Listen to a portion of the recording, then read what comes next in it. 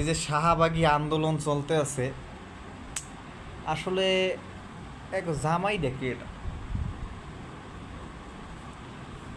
এক চেহারাগুলা কি যে কমু, মোটামুটি না, মোটামুটিও না, একবারে কি কমু মনে হয় কোনো দেশে নাই, মনে হয় এমন আছে কি কোনো দেশ এমন নাই হয়তো। যাই হোক, এরা বাংলাদেশের বাংলাদেশের হয়তো জন্মগ্রহণ করছে। রোহিঙ্গা টোহিঙ্গা এর লাগে যোগ ঠোক দিয়েছে কি না আল্লাহ জানে, যে রোহিঙ্গা এমনি ভালো আছে, কিন্তু এগো যে চেহারা ভাই, এগো জামাই ডাকে না, এগো চেহারাটা দেখে করে বিয়েটা করছে ডাকে এটা, এক একজনের অবস্থাটা দেখছ। আমি তো দেখে মনে করছি এরা কি মনে হয় কোনো জায়গা থেকে মনে হয় রিক্সা টিক্সা চালাই আন্দোলন টান্দোলন করতে আইছে, রিক্সা টিক্সা নিয়ে, নয়তো কোনো পুরুষ আন্দোলন চলতেছে হয়তো।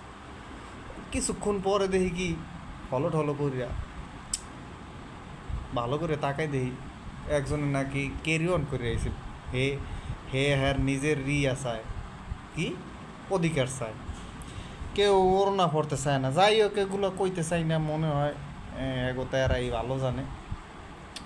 কিন্তু ভাই এগো চেহারাগ্য দেখলে মনে হয় যে এরা বাংলাদেশে আসলে জন্মগ্রহণ করে। আমার মনে হয় যে যুদ্ধ হওয়ার কালে মনে হয় ওই যে পাকিস্তানে আল্লাহরা ভালো ভালো জিনিসগুলো আর লয়ে গেছে, আর এইগুলো এই হয়তো ভারতের তো মনে হয় দুই সাইড ডাইছে টাইছে আইয়া ঠাইয়া এখন নারী সংস্কার চায়। কিন্তু এগো ভাতার নাই, কেউর ভাতার ভুতার নাই, মনে হয় একজনেরও ভাতার নাই, আমি শিওর।